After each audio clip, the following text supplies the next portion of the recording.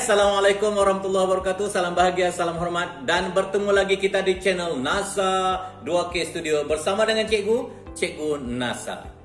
Pertemuan kita kali ini adalah untuk meneruskan lagi kesinambungan pembelajaran Bahasa Melayu tahun 3. Kali ini kita akan meneliti pula apakah yang terdapat pada buku teks muka surat 45 dan juga buku aktiviti muka surat 48 dan 49. Cikgu harapkan anak-anak sudah bersedia dengan kedua-dua buku yang telah cikgu nyatakan tadi. Kalau anak-anak sudah bersedia, apa tunggu lagi? Jom kita mulakan. Pada akhir pembelajaran kali ini, cikgu mengharapkan agar anak-anak dapat menyatakan idea utama dan idea sampingan berdasarkan teks. Jadi, apa tunggu lagi? Jom kita lihat buku teks muka surat 45 bersama-sama. SAS. Membaca. Jadi sambil-sambil kita membaca ini, cikgu akan menerangkan apakah yang dimaksudkan dengan idea utama dan idea sampingan. Idea utama adalah satu perkara yang penting yang nak diterangkan kepada pembaca. Manakala idea sampingan adalah penerangan kepada idea utama tadi. Kita lihat contoh-contoh yang terdapat pada petikan ini. Hanif dan bapanya Encik Salim menziarahi rakannya iaitu Encik Azman. Encik Azman ialah usahawan tanaman cili padi. Dituliskan warna merah di situ, usahawan tanaman cili padi. Ini menggambarkan bahawa itu adalah idea utama. Kita teruskan pembacaan. Nanti kita akan bertemu dengan idea sampingan. Beliau telah mengusahakan tanaman tersebut selama 10 tahun. Tidak ada apa-apa kaitan dengan perkara yang pertama tadi. Ya, yang tadi adalah usahawan. Yang lain itu sekadar penerangan. Kini, beliau mempunyai 200,000 batang pokok cili. 200,000 batang pokok cili padi itulah yang menjadi idea sampingan kepada usahawan tanaman cili padi tadi. Sebab ada banyak pokok yang ditanam, dia menjadi usahawan yang berjaya. Okey. Kita teruskan untuk perenggan yang kedua.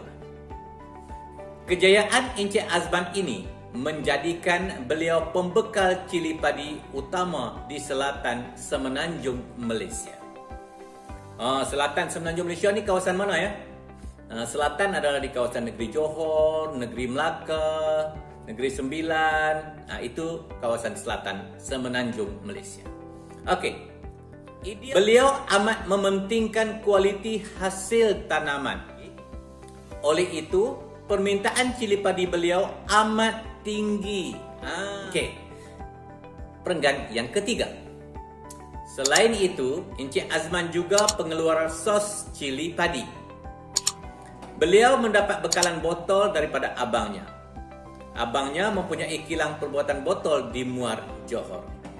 Perenggan yang terakhir. Usaha sama ini telah meningkatkan pendapatan Encik Azman. Meningkatkan pendapatan Encik Azman adalah idea utama. Beliau mendapat harga murah untuk kos botol sos. Mendapat harga murah untuk kos botol sos adalah idea sampingan. Produk yang dikeluarkan itu semakin meningkat sebab dia mendapat botol yang harganya murah. Jadi pendapatannya semakin naik. Itu dia. Harapan Encik Azman ialah beliau dapat meluaskan tanaman cili padinya agar penghasilan sos cili padi dapat ditingkatkan. Kemudian di bawahnya diterangkanlah idea utamanya usahawan tanaman cili padi. Idea sampingannya 200,000 batang pokok cili padi. Okey, selesai. Kita beralih ke buku aktiviti muka surat 48 dan 49. Jom. Pada muka surat 48 diberikan satu petikan, iaitu tentang buah belinjau. Baca dan lengkapkan idea utama dan idea sampingan berdasarkan teks. Sebelum kita mencari apakah idea utama dan idea sampingan, apa kata kalau kita baca dahulu petikan tentang buah belinjau ini dari awal hingga akhir. Pokok belinjau banyak kegunaannya kepada manusia. Buah, daun dan pucuknya dapat menjadi sumber pendapatan kepada petani.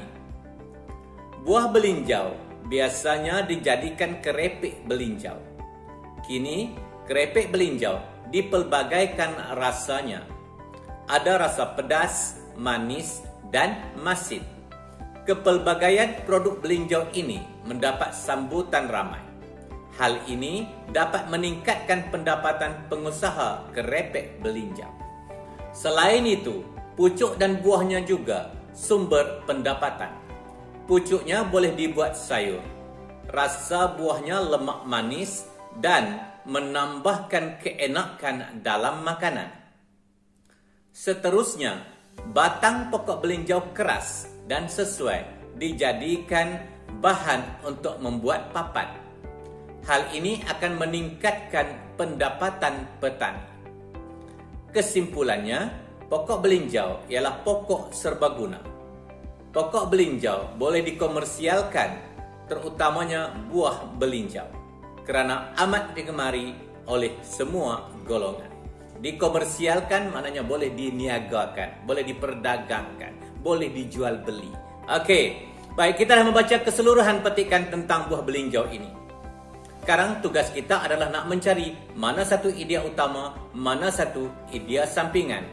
Kalau mengikut kepada ruangan yang terdapat pada muka surat 49, kita perlu mencari 5 idea utama dan 5 idea sampingan.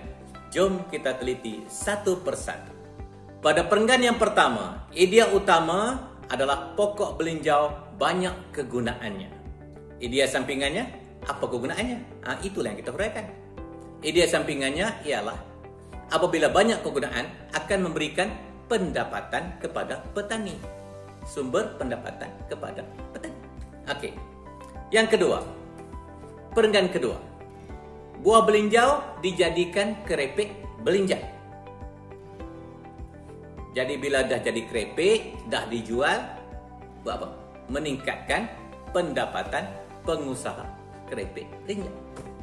Itu idea sampingan untuk perenggan yang kedua.